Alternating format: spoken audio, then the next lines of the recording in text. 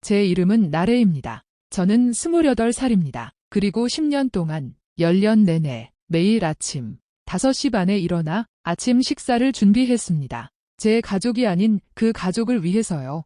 그들의 설거지를 했습니다. 그들의 옷을 다림질했습니다. 그들의 아이들 숙제를 도와줬습니다. 제 숙제를 끝낼 시간조차 없었으니까요. 그들의 화장실을 청소했습니다. 그들의 빨래를 개었습니다. 이모가 책장에 꽂아두고 한 번도 펼쳐보지 않은 요리책을 보고 음식을 만들었습니다. 10년 동안이나요. 15살부터 25살까지 제 사촌 2명은 9시까지 늦잠을 잤습니다. 그들은 매년 새 휴대폰을 받았습니다. 그들은 휴가를 갔습니다. 저는 초대받지 못했습니다. 그들은 저녁 식탁에 앉아 제가 요리한 음식을 먹고 미래에 대해 이야기했습니다. 마치 미래가 그 집 사람이라면 누구나 가질 수 있는 것처럼요. 저는 그들의 딸이 아니었습니다. 저는 그들의 직원이었어요. 하지만 그들은 제게 월급을 주지 않았죠. 그러다 25살이 되었어요. 그리고 부모님이 제게 남겨주신 모든 것, 이모가 제 신탁 관리인으로서 저에게 말도 없이 관리해왔던 모든 것이 제 것이 되었죠. 그리고 그 돈으로 제가 제일 먼저 한 일은, 정말 제일 먼저 한 일은 이모 남편이 사업을 운영하던 건물의 임대권을 사들이는 거였어요. 그리고 월세를 40%나 올렸죠. 하지만 너무 앞서 나갔네요. 제가 모든 이야기를 하기 전에 지금 바로 좋아요 버튼을 눌러주세요. 아래에 댓글도 남겨주세요. 어디서 보고 계신지 그리고 그곳 시간은 몇 시인지 알려주세요. 하나하나 다 읽어볼게요. 자, 그럼 이 이야기가 진짜 시작된 곳으로 돌아가 볼게요. 부모님은 제가 15살 때 돌아가셨어요. 교통사고로요. 11월에 비 오는 토요일 아침이었죠. 그들은 장을 보러 가셨어요. 매주 주말마다 모든 가정에서, 모든 도시에서 일어나는 평범한 심부름. 매번 똑같은 결말로 끝나는 그런 심부름이었다. 하지만 이번에는 달랐다. 아버지 강성일 씨는 41살이었다. 어머니 강희순 씨는 39살이었다. 두 분은 함께 돌아가셨다. 적어도 그건 다행이었다. 어머니의 언니, 고모 정말순 씨는 장례식 후 3주 만에 내 후견인으로 임명되었다. 검은 드레스를 입고 붉은 눈을 한 채 변호사 사무실에 찾아온 그녀는 테이블 너머로 내 손을 잡고 말했다. 나래야, 너는 내 언니의 딸이야. 그러니까 이제 내 딸이기도 하지? 너는 부족함 없이 살 수 있을 거야. 내가 약속할게. 나는 15살이었다. 부모님을 모두 묻고 난 직후였다. 나는 그녀의 손을 꼭 잡았다. 그녀의 말 한마디 한마디를 믿었다. 이모와 이모부 댁은 부천에 있었다. 방 4개짜리 아파트 9층이었다. 이모부 정현태는 근처 건물 상가에서 작은 인쇄소를 운영했다. 사촌들인 17살 정다연과 14살 정다주는 넓은 방에 책상과 텔레비전, 그리고 모든 것을 갖추고 있었다. 나는 부엌 옆방을 배정받았다. 원래는 창고였는데 칠이 엉망으로 되어 있었다. 밝은 느낌을 주려고 한 노란색이었지만 햇볕에 오래 방치된 낡은 신문 색깔 같았다. 침대 하나, 작은 옷장, 건물 물탱크가 보이는 창문. 나는 30분 만에 짐을 풀었다. 침대에 앉아 부모님 생각을 했다. 그러다가 나는 일어났다. 그리고 저녁 준비를 도우러 갔다. 아무도 시키지 않았지만 이모가 부엌에서 움직이는 소리가 들렸고 나는 아직 이 집에서 내 자리가 어디인지 몰랐다. 하지만 곧 알게 되었다. 집안 규칙은 처음 2주 안에 명확해졌다. 말로 하는 규칙은 아니었다. 말로 하는 규칙은 전혀 없었다. 그냥 모든 것이 그렇게 흘러가는 방식이었다. 다연이와 다준이는 자기가 원하는 시간에 일어났다. 나는 5시 30분에 일어나 아침 식사를 준비했다. 이모가 7시에 출근하셨기 때문에 누군가는 아이들이 밥을 먹는지 확인해야 했다. 다연이와 다준이는 학교에서 돌아와 자기 방으로 들어갔다. 나는 학교에서 돌아와 집안일을 시작했다. 아침 식사 설거지, 빨래하는 날이면 빨래, 5시까지 저녁 준비. 다연이와 다준이는 일주일에 2번 개인 교습을 받았다. 저녁 식사 후 설거지가 끝나고 조리대도 닦고 다른 가족들은 모두 방으로 돌아간 후에 부엌 식탁에서 공부하곤 했어요. 때로는 그 식탁에서 잠이 들기도 했죠. 아침에 이모가 저를 발견하고는 이렇게 말씀하셨어요. 나래야. 시간 관리를 좀 더 잘해야지. 씻고. 아침 식사 준비해. 제가 왜 식탁에서 잤는지는 말씀 안 하셨어요. 제가 언제까지. 이모가 맡기지도 않았지만 기대했던 일을 끝냈는지도 말씀 안 하셨죠. 그냥 시간 관리를 좀 더 잘해야지. 아침 식사 준비해. 휴가 이야기를 해드릴게요. 이모 댁에 간 지 2번째 해. 16살 여름. 가족들이 제주도로 여행을 갔어요. 5일 동안. 해안가 근처 리조트로. 출발 2주 전에 다연이가 저녁 식사 때 얘기해줘서 알게 됐어요. 이모가 말했다. 나래 언니. 제주에 있는 동안 제 화분에 물 좀 줄래? 내가 물었다. 제주에 있는 동안이요? 이모가 말했다. 우리는 14일에 떠나. 나는 이모를 바라보았다. 이모는 식사를 하고 있었다. 이모는 고개를 들지 않았다. 내가 물었다. 저는 안 가는 거예요? 이모는 젓가락을 내려놓았다. 이모가 말했다. 나래야. 누군가 집을 봐줘야 해. 그리고 옆집 김씨네가. 우리가 없는 동안 걔를 봐줄 사람이 필요할지도 모른다고 하더라. 내가 도와줄 거라고 말했어. 그녀는 말했다. 알겠어. 그녀는 젓가락을 집어 들었다. 계속 먹었다. 그녀가 말했다. 냉장고에 음식이 있어? 필요한 거 있으면 쓸 돈을 줄게. 그녀는 내게 4만 원을 주었다. 닷새 동안. 하루에 8,000원씩. 그녀의 집과 이웃집게를 봐주는 대가로. 나는 16살이었다. 나는 그 아파트에 닷새 동안 혼자 있었다. 이웃집게에게 밥을 주고 다연이의 화분에 물을 주고 공부를 했다. 그리고 셋째 날 저녁 혼자 부엌 식탁에 앉아 주머니에 8,000원을 그리고 앞에 놓인 교과서를 앞에 두고 나는 결심했다. 나는 여기서 나가기로 했다. 싸움으로 나가는 것도 아니고 소란을 피우는 것도 아니고 이 집에서 무슨 일이 일어나는지 누구에게도 알리는 것도 아니다. 공부를 해서 좋은 성적을 받아서 장학금을 받는 것이 내 탈출구가 되는 것이다. 내가 아무것도 아니라고 했던 곳에서 무언가가 됨으로써 나는 무언가가 되었다. 나는 교과서를 펼쳤다. 그리고 시작했다. 18살에 수석으로 졸업했다. 서울에 있는 대학교의 금융학과에 전액 장학금을 받고 입학하게 되었다. 이모에게 이 소식을 전하자 이모는 말했다. 서울. 너무 멀어. 누가 집안일을 도와줄 거야? 나는 말했다. 할머니께서 잘 해내실 거예요. 그날 저녁, 나는 짐을 싸기 시작했다. 4주 후, 나는 모든 소지품을 한 가방에 넣고 주머니에 6만 원을 둔 채 서울행 버스에 올랐다. 버스가 출발할 때 나는 아파트 건물을 뒤돌아보지 않았다. 나는 이미 결심했다. 그곳은 이제 내 뒤에 있다. 그리고 내가 만들어가고 있는 모든 것은 앞에 있다. 대학교는 3년 만에 처음으로 내가 사람처럼 느껴진 곳이었다. 직원이 아니었다. 자원이 아니었다. 부엌 옆방에 사는 소녀가 아니었다. 한 사람. 이름을 가진 사람. 생각을 가진 사람.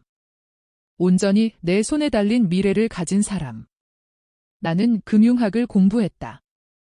예전처럼. 설거지가 끝난 후 부엌 식탁에서 공부했던 것처럼. 내 인생이 달린 것처럼. 실제로 그랬으니까. 나는 학과에서 최고 학점을 받았다. 기말고사도 채 끝나기 전에 취업 제안을 받았다. 주니어 애널리스트. 투자회사. 연봉 4,400만 원. 아무에게도 알리지 않았다. 그냥 수락했다. 그리고 출근했다. 24살 때 신탁회사에서 편지가 왔다. 처음에는 그게 뭔지 몰랐다. 낯선 법률회사에서 온 형식적인 서류였다. 점심시간에 책상에서 편지를 열어보았다.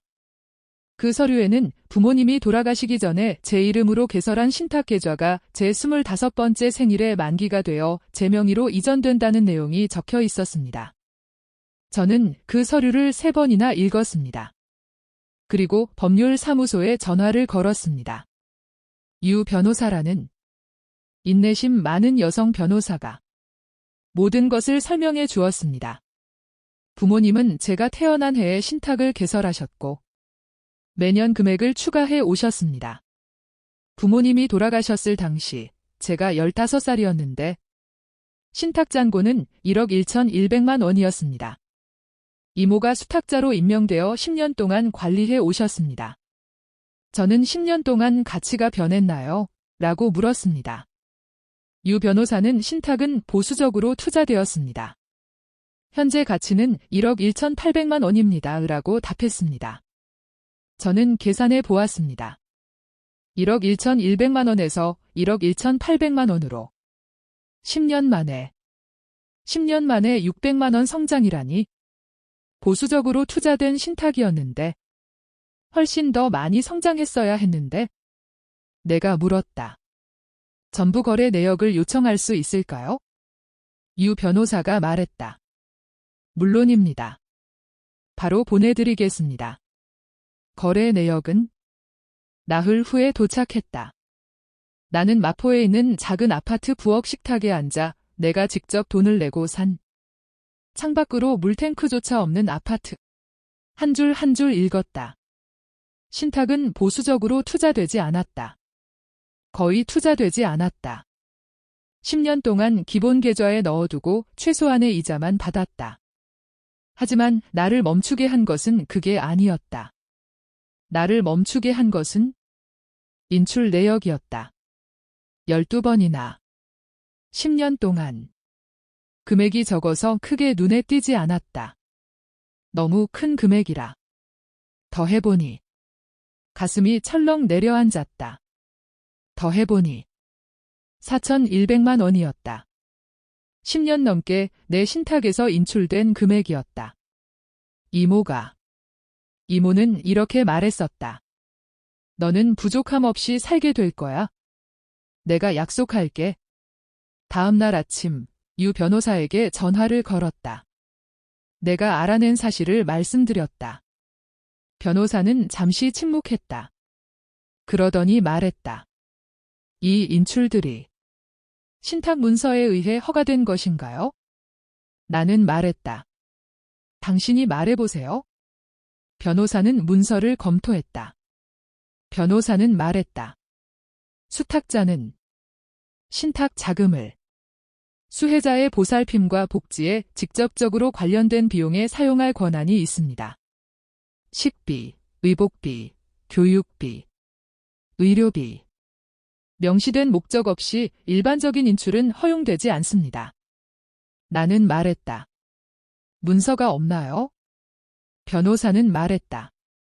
내가 보기엔 없습니다. 나는 말했다. 그럼 다음에 무슨 일이 일어날지 얘기해 볼까요? 내 25번째 생일은 목요일이었다. 신탁은 자정에 내 이름으로 이전되었다. 1억 1,800만 원. 내 것이다. 공식적으로, 법적으로, 완전히. 나는 축하하지 않았다. 할 일이 있었다. 나는 8개월 동안 삼촌의 인쇄 사업을 지켜봐왔다. 삼촌이 점포를 임대해서 사용하는 상가 건물. 14년 동안 임대해서 사용해온 1층 공간은 노인 소유였다.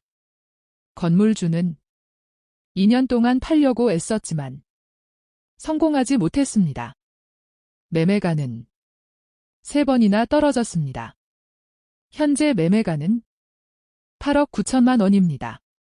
건물 전체에 대한 가격입니다. 6개 유닛 모두 세탁된 상태였습니다. 저는 8억 9천만 원이 없었습니다. 하지만 1억 1,800만 원은 있었습니다.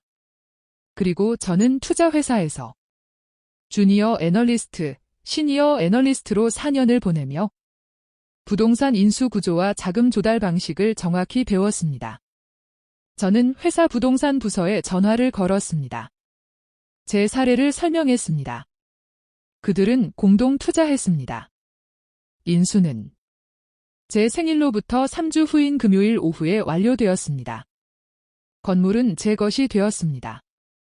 60%의 지분을 소유하게 되었습니다. 4년 안에 완전 소유권을 확보할 수 있는 확실한 길이 열렸습니다.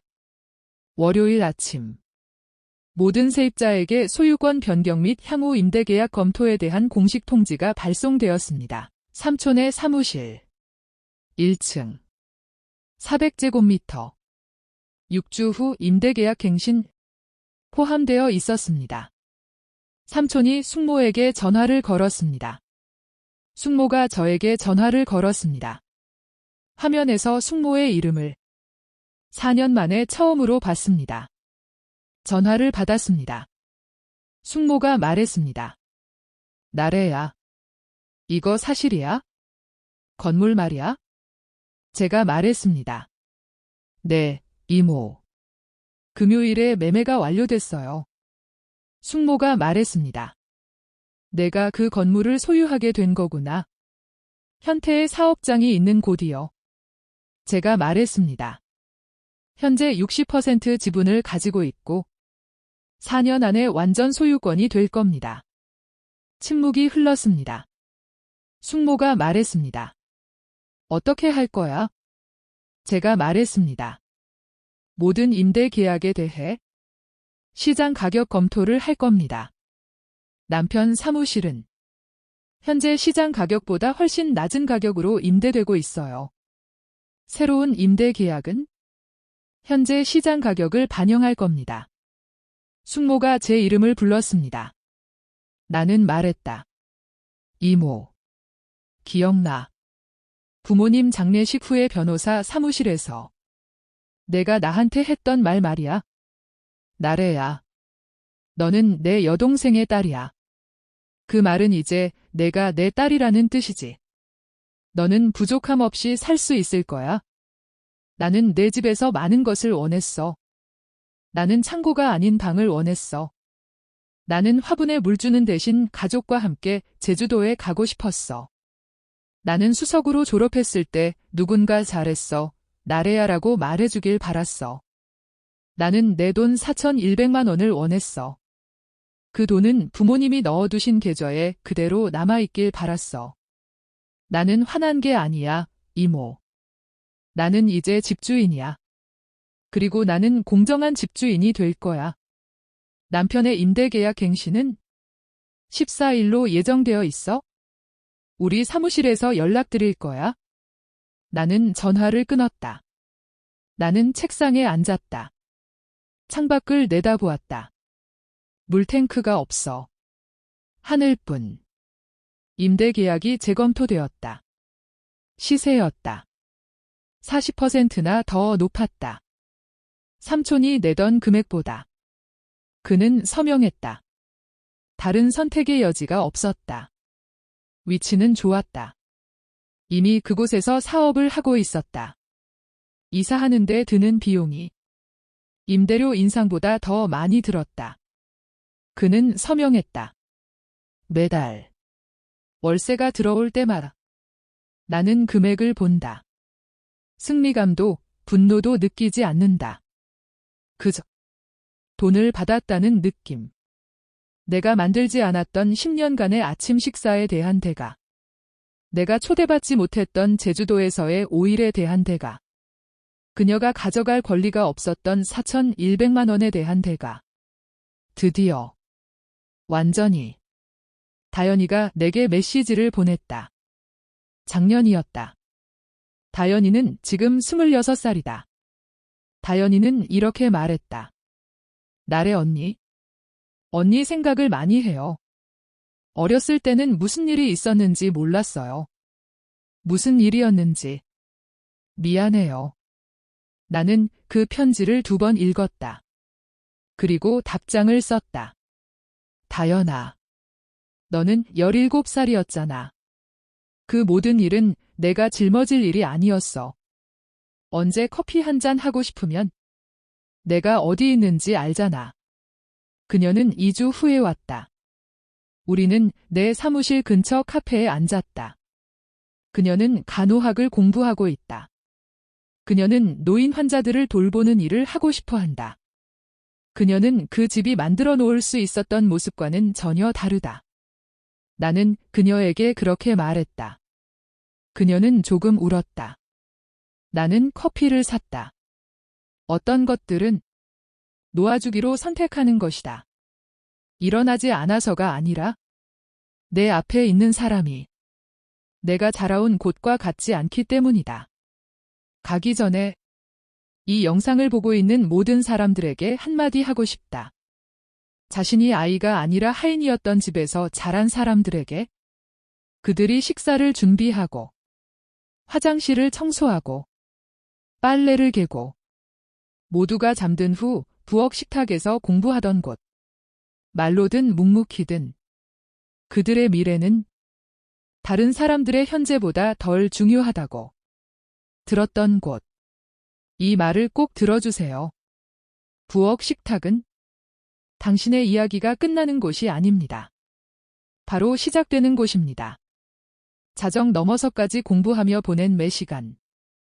모두보다 먼저 일어나 계속 나아가기로 선택한 매일 아침. 그것은 노예 생활이 아니었습니다. 그것은 준비였습니다. 당신은 그 집의 누구도 아직 볼 수 없었던 삶을 위해 준비하고 있었습니다. 하지만 당신은 볼 수 있었습니다. 그리고 당신은 그럼에도 불구하고 계속 나아갔습니다. 계속 나아가세요. 신뢰가 무르익습니다. 건물이 매물로 나옵니다. 임대 계약이 갱신될 때가 됩니다. 그리고 그때가 되면 준비하세요. 이 채널을 구독하세요. 알림벨을 누르세요. 매일매일 저는 여러분께 이야기를 전해드립니다. 멈출 이유가 충분했는데도 계속 나아간 사람에 대한 이야기, 그리고 그 결정 후에 이루어낸 결과물에 대한 이야기입니다. 지금 바로 댓글을 남겨주세요. 나래의 이야기 중 어떤 순간이 가장 가슴 아팠는지 알려주세요. 모든 댓글을 꼼꼼히 읽겠습니다. 내일 다시 뵙겠습니다. 몸 조심하세요. 그리고 부엌 식탁에서 계속 공부하세요. 당신이 만들어갈 길은 곧 올 겁니다.